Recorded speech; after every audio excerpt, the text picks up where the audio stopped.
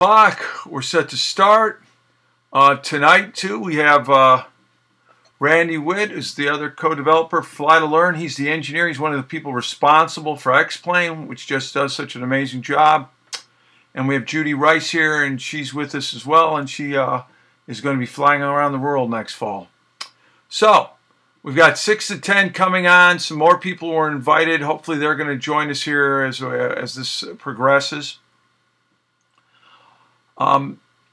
So I think the best way to proceed, since we have some new folks here as well, is kind of review what we did in the last webinar, and then go on. We're going to try to do lessons 3, 4, and 5 tonight. These tend to be a little bit on the shorter side, especially the landing one is a little bit shorter lesson, but which is fine because that will give you flexibility in the classroom or when you're doing this. People that are listening tonight, we have a kind of a mixture of teachers and parents. So parents, bear with us when we do some teaching with this, but certainly things you can share with your kids. And again, this is all being taped and you'll be able to watch it later. All right. Okay. Get my everything organized. Sorry, every once in a while the screen flips off because if I jump out of to the webinar software, it pops off the PowerPoint. It's kind of an annoying habit, but there it is. All right. Why teach engineering? And this had to do with, we're using Fly to Learn in classes, and we talked about this a little bit, and that's to get the next generation aviation professionals and to encourage people to really, our main focus is on STEM, getting people in STEM careers. All right.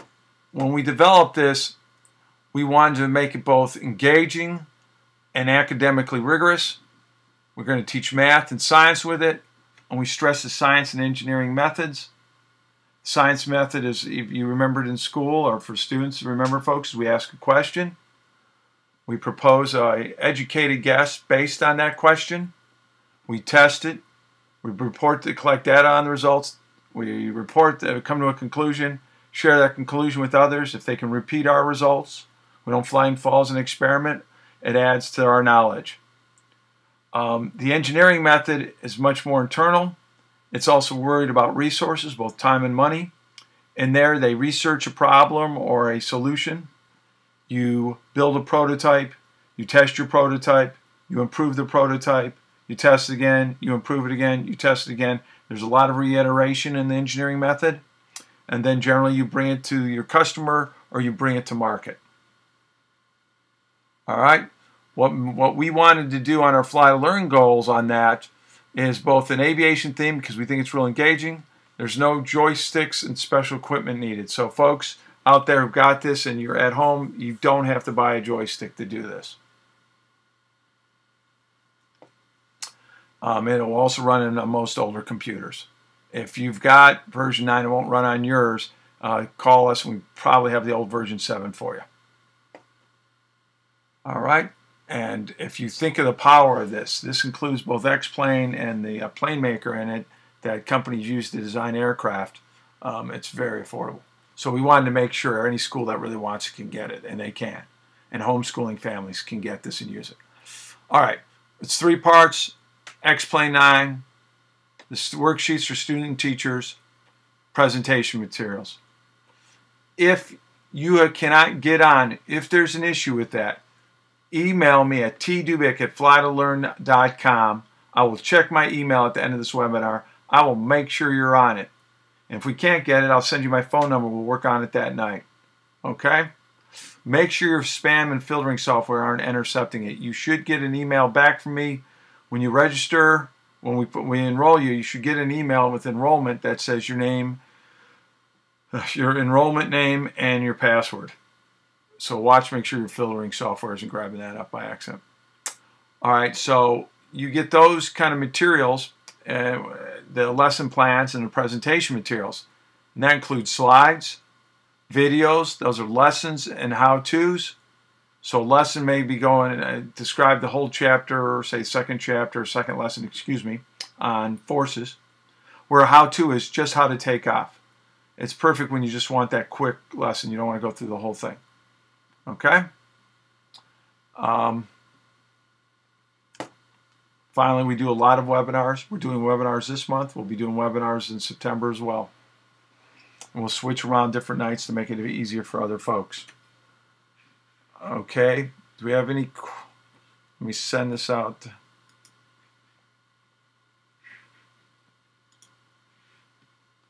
I'm going to send a question to y'all. If you have a question, please let me know right now if you got any questions on what I just showed you.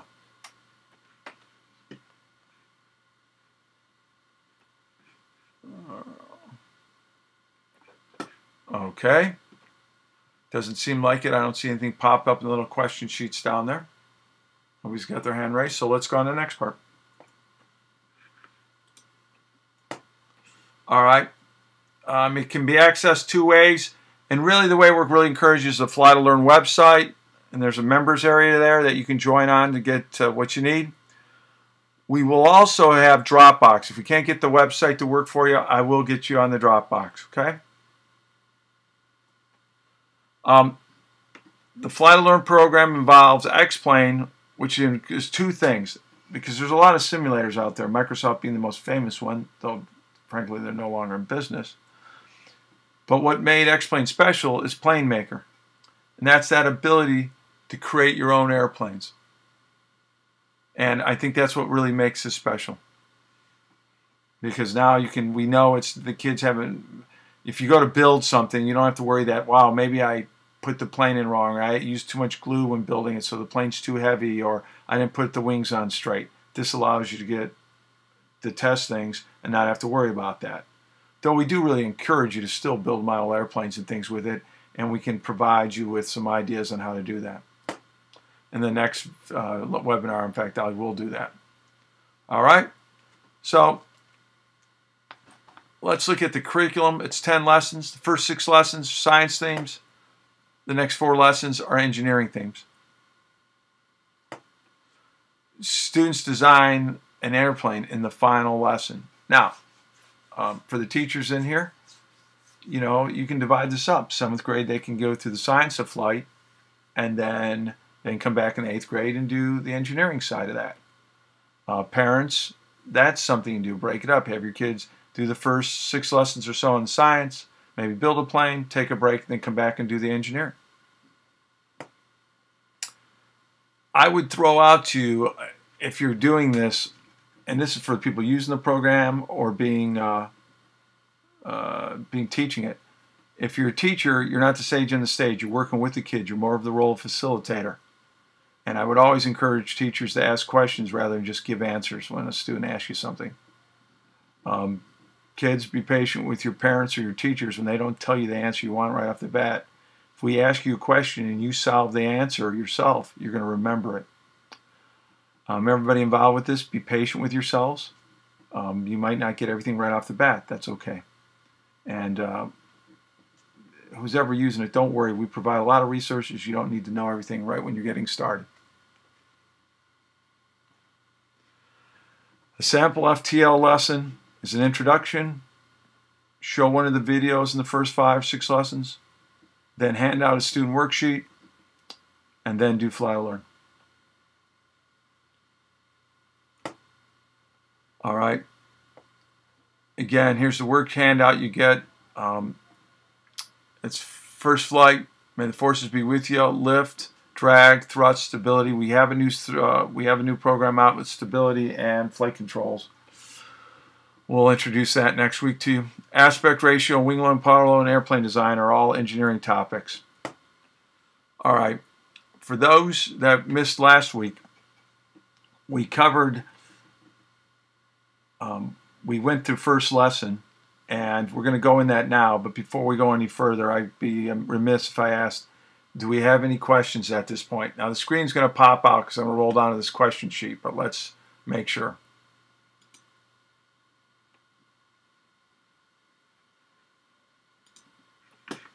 All right, we got some questions. Hey, Todd, I can hear you just fine. Everybody's telling me I'm in fine. There's no questions. We're going to bounce right back in there. Okay.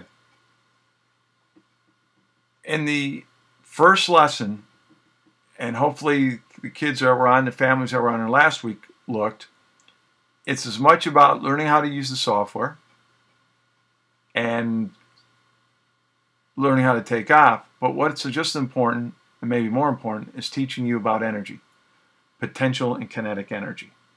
Altitude is potential, airspeed is kinetic.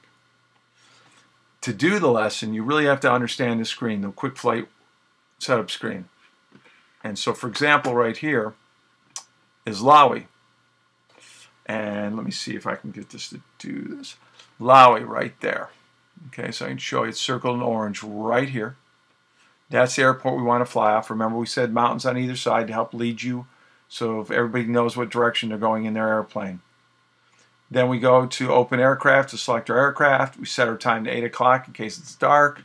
And we go to clear skies by setting CAV OK. All right? And we go from there. That's where we go most of the time. And when we take off involved pausing the computer and then clicking on that brake light and pushing in the throttle. And remember, you use your arrow key to go up and down on this. And we'll review this as we get going into these next lessons, as we go into lift and some other things. I'll go through that again. Okay? As you can see in this next screen, the light's off when you've done it. The throttle's pushed all the way in and it's paused. Unlike a car and an airplane, you go full throttle every time. And we looked at these attitude indicators. And, for example, right here, we filled this out. And let me see. All right. Now,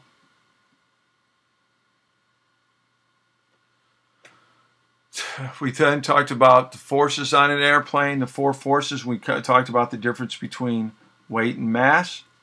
Weight is dependent on both gravity and mass, where mass is independent of gravity. We talked about forces. And in this one now, we had very thorough explanations, both in the videos and the PowerPoint presentations on how to take off, what to click on, and in the written instructions. As we go in these further lessons, we break them down to bullet points because it's clean, it's easy for the people to read and use. And in this, we changed the payload, and we looked at the impact of changing the payload did on takeoff distances. And this screen over under aircraft had weight and balances. And right here is where we changed, right there is where we changed payload weight. We set it to 298 as the default, then 600, 900, not to worry that if it wasn't exactly 600.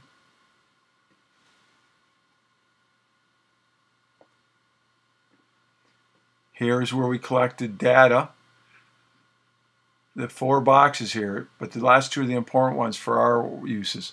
That shows up in the cockpit, and the very close one is the cockpit display, which you see outside the screen, and this one is for the screen for graphing it. It's for when you graph it. We'll get to that in one moment. But this is a pretty important screen. Do we have any questions about this? And what I've showed you so far in setting it up. Again, this is a review for most folks, but we've got some new buddies, so I wanted to show them there real quick. We tend to use the landing gear vertical forces, distance traveled, and airspeed a lot. But later you will look at other things as well. Up here at the top 4 corners, that red loop there, that's graphical and cockpit. Those are the 2 you want to clip in there. And remember, just type a question in if you, because I've got most people muted on this. All right.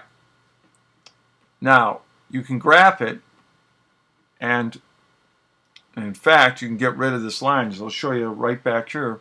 We have all these information. Well, we don't need all that. Really, all we need is the landing gear, distance traveled, and true airspeed.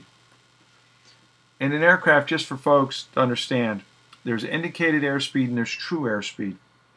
True airspeed is what the plane is actually doing relative to the ground.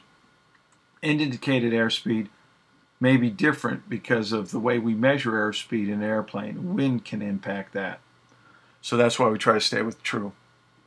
Now, in this shot, look, we get rid of most of the lines. You have these three lines right here. This is the landing gear vertical forces, and we define this as the point when all those forces are zero. As you can see right here, all three are zero right at this point, and that's the white line. So if you imagine the white line was back here, that's where we're going to do takeoff. We go up to the orange line. That tells us the true airspeed. If we go up to the like bluish gray line on my computer, that's distance traveled. Okay?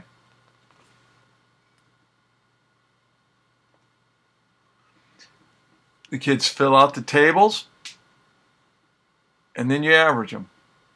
And again, you're practicing the scientific method here. Then you plot it. And, you know, we ask some good heavier duty questions like, why do larger airplanes require larger airstrips? And I would hope that if you'd done that, folks, you would see that, and yes, indeed, a larger airplane requires a larger airstrip. There's a reason there's great big airstrips next to airports. It's to handle those great big airplanes. Okay? Now we've got approximately 45 minutes. And I will take as long as anybody needs, but we're ready now to go ahead. Let's get into lift 3. We're going to explain it a little bit, and then we'll probably jump out, fly a little X-plane, and then come back in on this. Okay? So, anybody else have any kind of questions on this?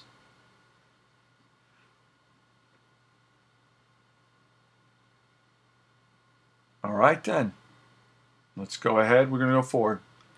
If we had gravity being a force going down, then lift is going up. All right, and remember, force is a push or pull. All right, and what we do when we start this lesson is we teach you lift by showing you when you don't have lift. And in an airplane, that's a stall. So the kids will stall the airplane. They get a sense of what's happening there. And as you look at that, you're going to realize in the first lesson, when we were looking at potential kinetic energy, we pointed the nose up and airspeed would, what they say, bleed off.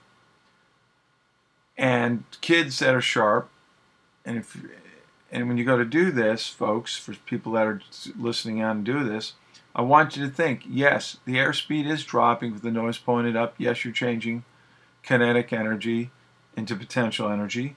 You're also working against gravity, and we saw that vector.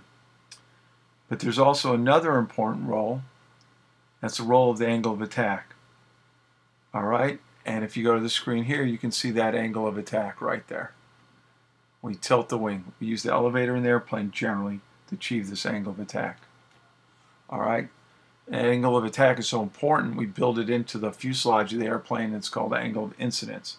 So that's why you're not having to set back on an airplane as it's flying along. All right? Next, which we dropped the screen off, we talked about lift and what's lift's caused by. We'll come back to that in a moment, but really lift's caused, we'll come back to, all this. I want to fly it. But before I proceed, let me just say lift is a factor of two things. We think of Bernoulli's principle. The idea that as we speed up a gas or liquid, the air pressure decreases. I'll get a screen for that in a second. We also say if it's Newton's third law may contribute to lift. For every action, there's an opposite and equal reaction. Think of a kite. As you pull the kite, the cool kite's getting blown back, you're pulling on it to stop it from blowing down. Well, there'll be an opposite vector then that results with the kite going up. If you've ever noticed, let go of that kite string, and the kite, first thing it does is fall down when it's getting blown like that. All right? So really, a lot of people that are my age, and really until recently, we're always told it's Bernoulli's principle. When we think it's probably a little bit of Bernoulli's principle in certain situations and Newton's third law in other situations. But finally, for the young folks out here, this is a perfect example. Science still doesn't know everything. There's still a real big debate what causes lift in the wings. We know how it works. We can calculate it. but it's one of those things. By the way, gravity's the same way. Is it a wave? Is it a particle? Is it a result of time dilation? I mean, there's a lot of arguments on gravity. I think it's sometimes important to remind kids how much of stuff we don't know. All right, I would like to, at this point, go ahead and demonstrate that stall, show them what lift looks like, and look at the green left vectors. All right, so with that, I'm going to jump out of here real quick. We're going to go into X-Plane, give it a minute to load. And if you've got questions, we'll go ahead and go for those in a minute. I'm going to go in here, X-Plane right now. I'm going to move this out of the way for us, pulling up the screen.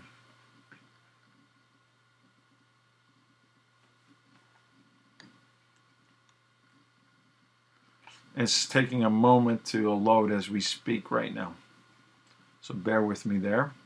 If you have a question, this is a perfect time to get going on this. All right, again, value you need to play with stress. Okay. All right, we had a little bit of a deal there. We had just had that plane for some reason messed up, so we're going to go to a different version. I'm not sure what happened there, but that's okay. We're like the Boy Scouts, we're prepared. Plus, I put Mountain Lion on this, and I'm starting to wonder if that's causing some issues on some things. All right. Okay. That loads up.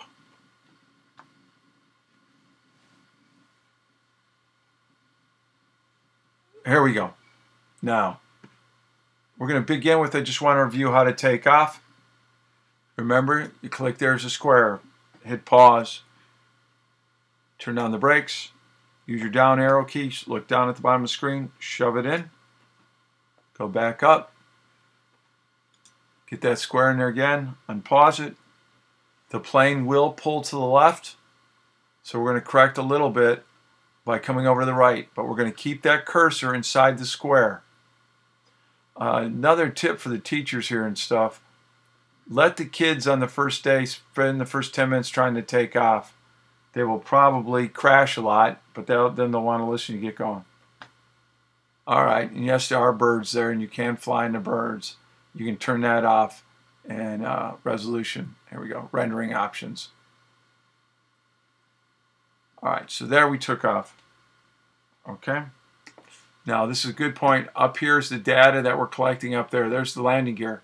The landing gear right there is all at 0, so you know you're definitely off the ground. And here's all the other data we're collecting. We can also do this, settings, all right, data input output, data C. And there you can see where the landing gear started bouncing down. Go here. Let's go ahead and turn all this off so it's a little bit easier to read.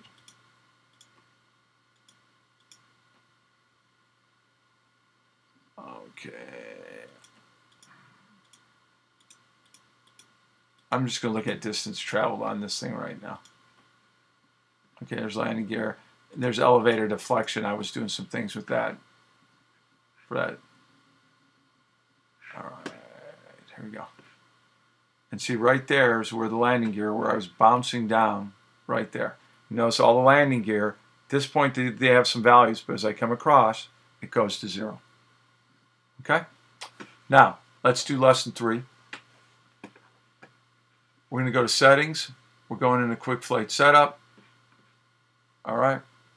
And in this time, to give the kids a little bit of change of pace, we actually go to final approach 3 nautical miles. They come in. We're flying. Let me pause this. We look up here. We're looking at the wing. If you use the slash right below the question mark and you hit it, there it is. See those green vector lines? I'm working right there in the horizontal. Those are the left vectors. All right. All right. Those are the lift vectors on it. And those lift vectors, if you notice, There's a little bit of red up there. That's the induced drag. We're going to talk about drag down the road, but there's some drag that's created as you create lift. It's called induced drag. But if you'll notice, if red is induced drag and green is vertical lift, you get quite a deal. Point over here. You get quite a deal there. For a little bit of drag, you get a lot of lift. Also notice the prop. I said this last week, but I'll say it again. That's a proof that's a moving wing. You're getting lift off there. And on this airplane, the tail, if we define this as up in a positive direction, we're just defining it. It's all relative. This is in the negative direction. That tail is balancing out that wing, and we're going to get into that down the road on controls. Now this is what I have the kids do. We're going to have them get behind the airplane. We normally don't fly it this way because I've never flown an airplane from trailing behind it. But we let the kids do that. We let them unpause. We're climbing. This is called a power stall because I haven't changed the power. Now watch the left wing. All of a sudden it starts getting low. It starts falling out of the sky and it rolls over like in a real airplane. Now as I go down, my airspeed's going much faster, but I'm still not getting that much lift. Now once I give it an angle of attack, look at the lift vectors I'm getting. This shows you the impact both airspeed and the angle of attack have on lift. I was at an air show, the largest private air show in the world, Oshkosh, at AirVenture, and we were showing this to some pilots, and it does a really nice job that pilots sometimes don't really realize the important fact of that. But if you look at it, in case you're wondering, the yellow, that's lift in the horizontal. Okay? So let the kids do this. You can make a contest out of it, and if you got any kids watching this, see what's the maximum amount of lift you can get on this thing. See how big the green lines are. Now, in real world, could you do that on an airplane? The answer would be most airplanes no. Because as you gained, what I mean by that is drive it down, get as fast as you can, and really pull back and get this tremendous angle of attack. You would create G's for you that would be uncomfortable, but also you're putting a big load on that airplane wing, and you could break it up. So it's not something you would really want to do a lot of. And it stresses, even if it doesn't break the airplane, it stresses the airplane. Okay? So that's what we do in terms of lift on the airplane. Okay? That's one of the things we go ahead and pull off there. All right. Any questions on that as we wait around?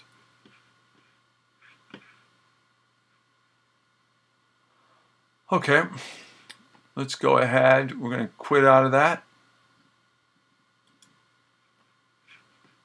All right. Now we'll go ahead and do this.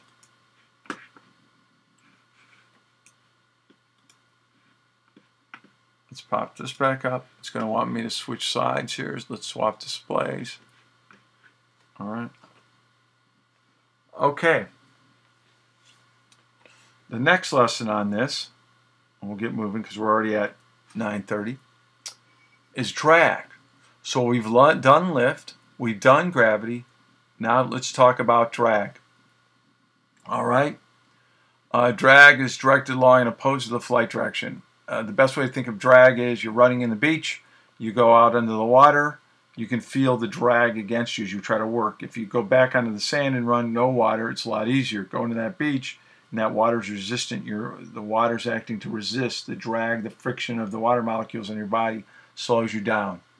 And that happens in an airplane too. And if you're going fast enough, it'll cause heat and it'll burn up. And that's what happened on the last space shuttle disaster when it came in. There was one of the heat tiles on it failed in one part of the wing. And that part of the wing of the plane got very hot, melted, and caused a catastrophe. I believe that was the Columbia. All right. So we're going to talk about drag with the kids. And in here they get to use a piece of equipment on an airplane that to me is nearly magical. And that's flaps. And what flaps do is in effect is extend the wing. And that does two things. It increases drag, but it also increases some lift. So it allows the airplane to fly slower than without it. So it slows the airplane down but increases lift so you can fly it slower. And that makes landing just a lot easier. All right, in this lesson, we're going to, let's go back. Let me go back in to show you. We will use, I'm going to bounce out again. Sorry, I'm going to come back in here. And we're going to go back. Remember, when you do Fly to Learn, you always start in this folder. I'm going to bring this right out so you can see that. Okay. Let's put that over here. Start from the folder on Fly to Learn. Do not start from the disk. All right. And notice, by the way, Plane Maker, when we talked about that, that is right in the folder here, so it's a good time to show both those things. Plane Maker's right here. You start it from the folder, not the DVD. So, okay, let's go back to next plane. We'll bring that back up. And I'll bring this up while it's running. You just see that flap that extends out. There's two types while it's loading. I'm going to tell you there's two types of drag. There's induced, which we talked about. That's a result of lift. And then there is parasitic drag, and that's the shape of your airplane. Stick your hand outside a car going 40 miles an hour. You'll feel the wind blowing against it. All right, in this one, what we're going to do is you're going to have the kids basically fly a twin-engine airplane. They're going to put the landing gear down. Some airplanes retract the landing gear. One thing I learned working on this project from Randy and the folks at X-Plane was that the new modern landing gear is so good that you don't see as much retractable in general aviation. That some of the newer planes don't bother with them. So let's go ahead, and I'm on PowerPoint. That's a bit of a problem, isn't it? Let's go to Settings. Let's go to Quick Flight Setup, where we always start. But this time, instead of having this airplane, that good old Cessna 172, have the kids go in and do the King Air right there.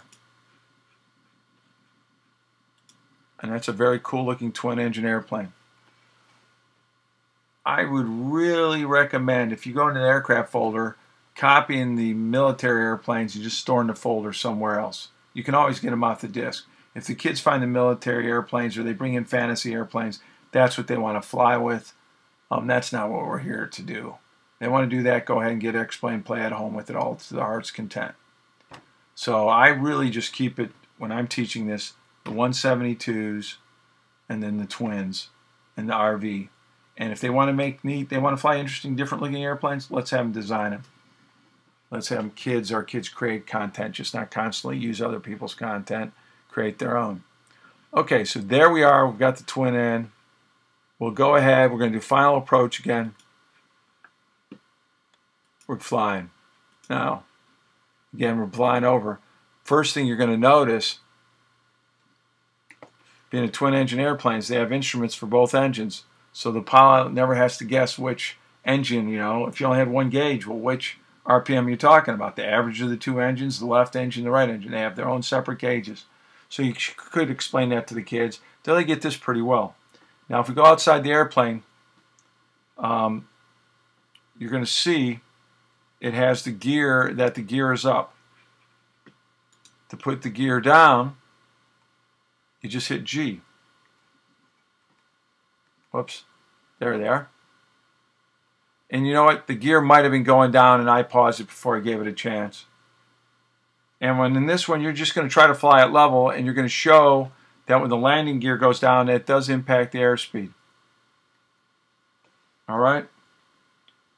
So I think it makes sense if you drag the landing gear out, it slows your airplanes down. And the World War II pilots, as they were getting closer and closer to the speed of sound, were running into that problem. The plane would get going so fast going into the dive that the elevator couldn't help pull it out. The controls almost like would froze up. And the really great test pilots realized the way to slow the airplane down is they would put the landing gear down to slow them up enough so they could regain the elevator and pull the nose up a little bit and get everything slowed down. Okay, so let me just do this from the side so you can see it.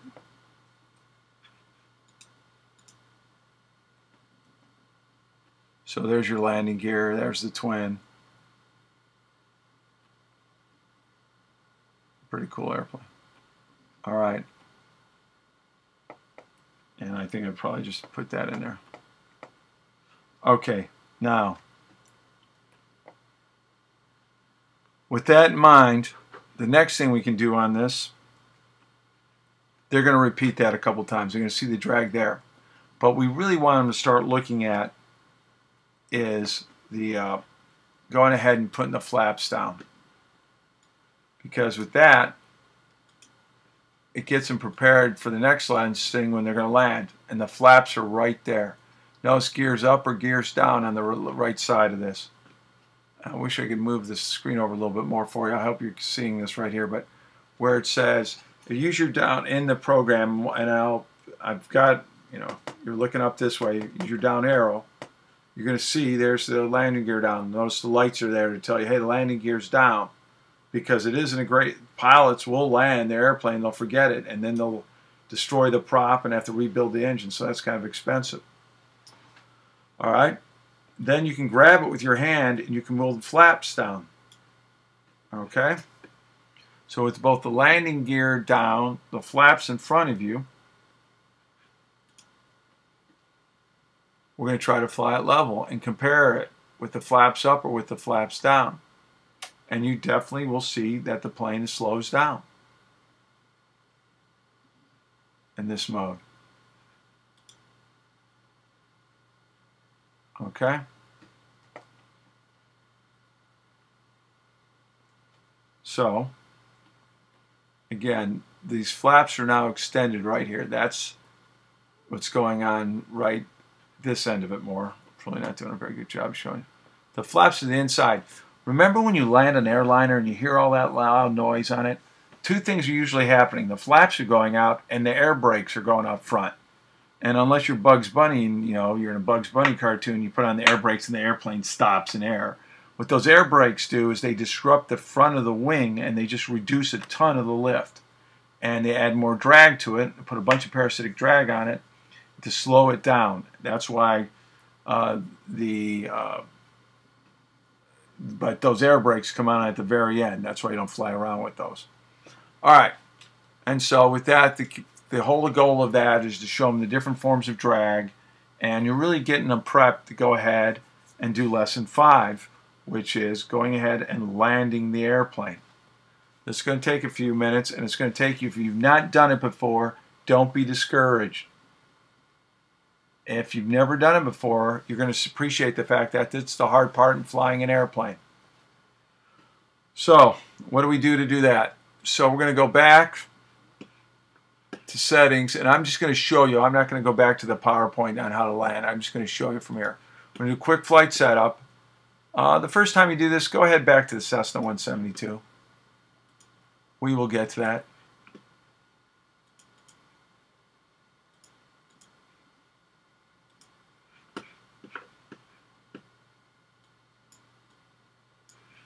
All right, doing Cessna 150. We're going to be final approach. Well, I hit the wrong button there. Sorry, folks. Okay, final approach. Then you have to hit X. Don't click go to airport. You'll always be on the ground at the airport. That always threw me in the beginning of X-Plane. I'd go to airport. I'd be at final approach. Okay, I want to go to the airport. So I thought I'd be up above the ground, 3 miles final.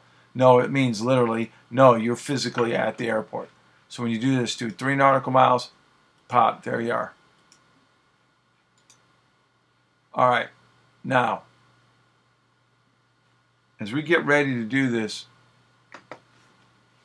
if the first lesson was weight, and we talked about mass and weight, next lesson, that's, I should say second lesson, third lesson was lift, and we talked about forces in terms of lift and Newton's third law, and then we talked about drag, induced and parasitic.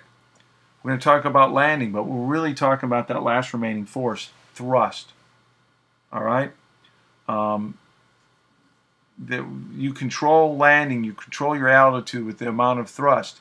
And if we go back to our energy discussions, remember we talk about that, potential kinetic energy.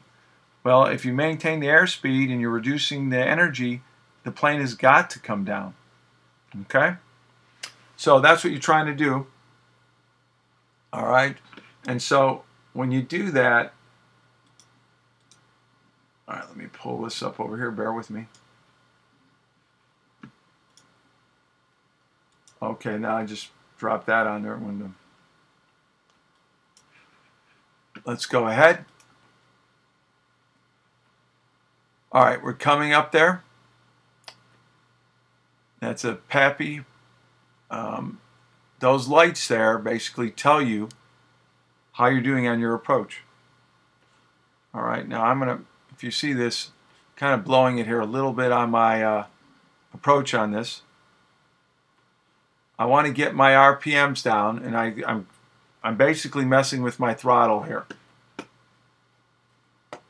I'm not pushing it all the way in, and it's not pushed all the way anymore. I'm pulled it out, and I want to get this below 2,000, right around 1,1600 here. Okay. You can use window users. You can use function keys on this. Mac users, you set it up. You can set up the keys so it'll read it. Otherwise, the function keys want to do what they're designed for in a Mac. And there's later I can show you the setup screen to change it over. I don't have it like that because I'm using it for this, what we're doing tonight. Okay. Now, as this PAPI, all right, it's a combination of lights here. You can see all red, dead, red and white, you're all right, all white, overflight. So obviously it'd be better to be overflight than too low. If you look down here, my pause it right there. My tachometer that tells me how fast my engine is telling me, hey, I'm at 1,500. Okay? And my airspeed is still really high, so I can trade off a little bit of airspeed and gain some more altitude.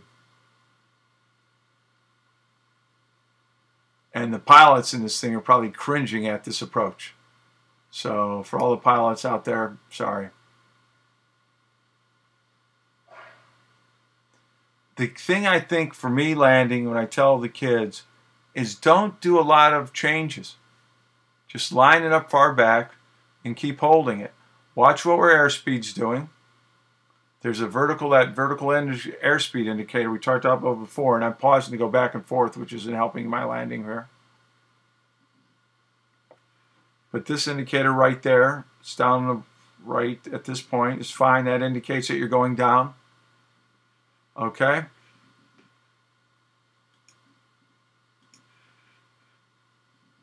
I'm sorry, got that interruption there. So there's my airspeed 60. I'm going down. If you look from the outside, let me hit this. The plane's flying fairly level. I don't have the nose straight down.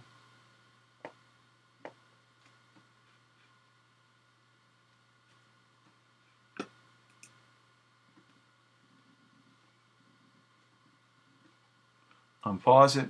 Whoops.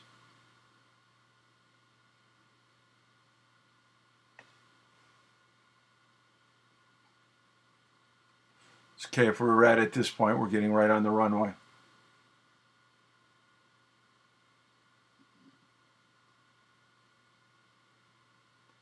Notice I'm not making a lot of control movements.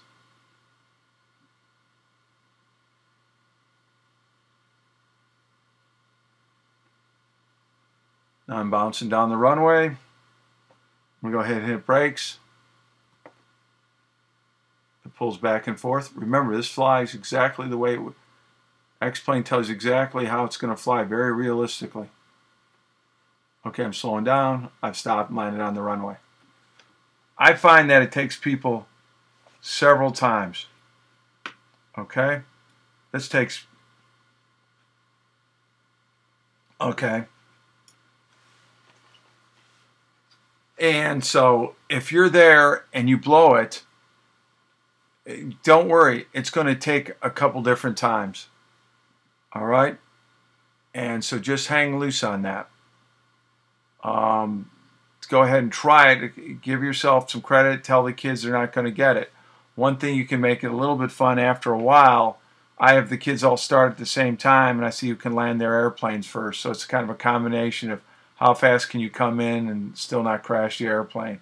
But only do that after they've done that a while. The next thing you can do after that and it talks about in there is you can go out on an aircraft carrier.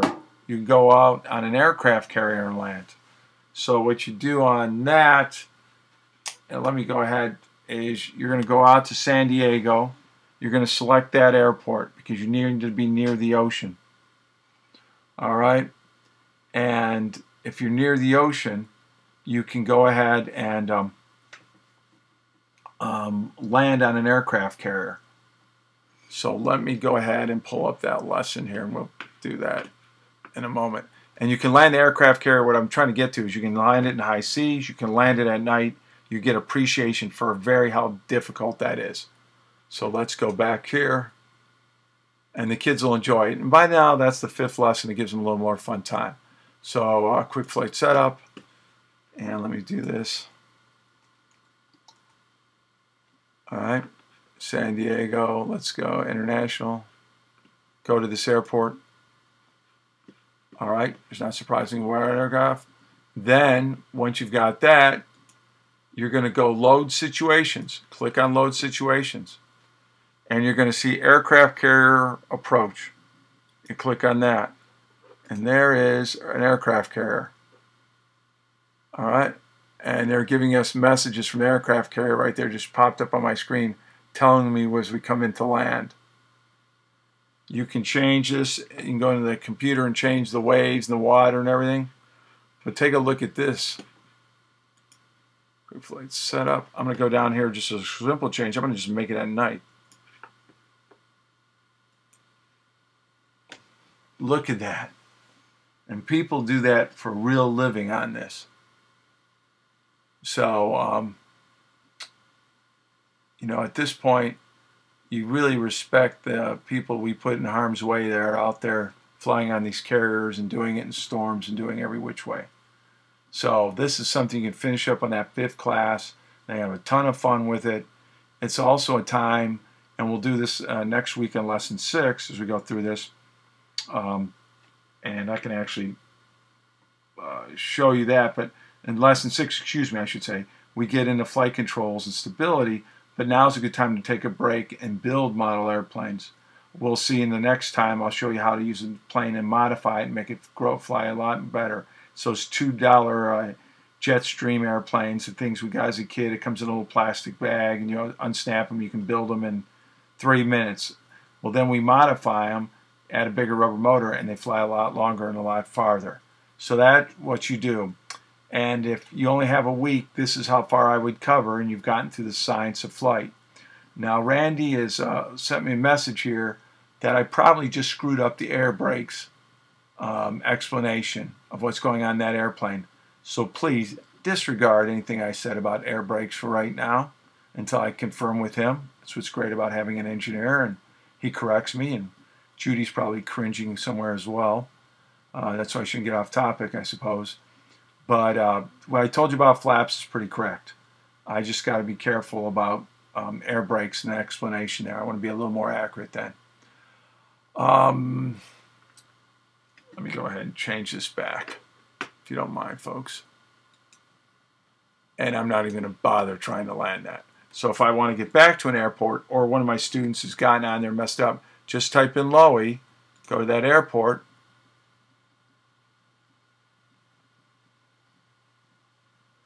and there you are sitting in Lowy, and you're on a, whoops. Okay, still beautiful, looks neat as can be in the plane. There's your instruments. So we're sitting in Lowy at night, in case you wanted to know what that was like. In fact, folks, bear with me. Let's just see what the approach looks like on this. All right. And I'm all over the place. All right. Any questions about that? Because let's really get into science and engineering of that. Yeah, I think Randy here, going to go farther. That right piece of equipment in front of that wing are called slats, apparently. So I'm glad he's on and he corrected me. But I'll talk with Randy tomorrow and get a better detail and bring it up in our next webinar. Do you have any questions right now that you'd like on how you would teach this, or you've done the lessons and you have questions about answering any of the questions on the worksheets.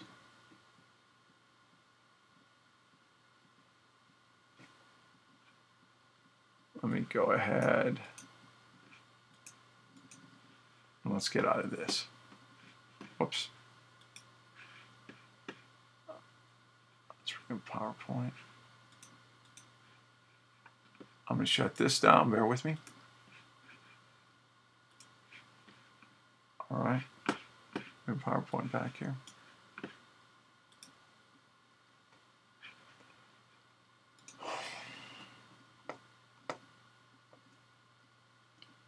This is going to be down the road in future lessons. We're going to start changing the wings. So that's from that shot. But that's the thrust. Okay?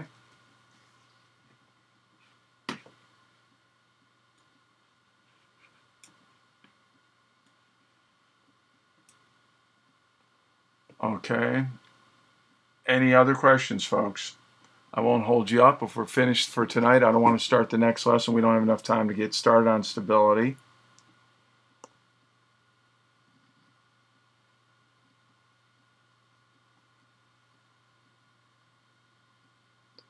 Well, if we don't have any questions, then I'm going to go ahead and shut things down here. And we'll go ahead and get that squared away. Okay? Well, I don't see any hands raised, so I'm just going to assume that we're done for tonight, and we'll do this next week. Okay?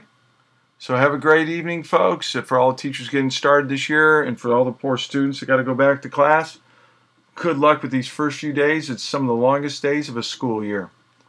Okay? Everybody else, take care and good night.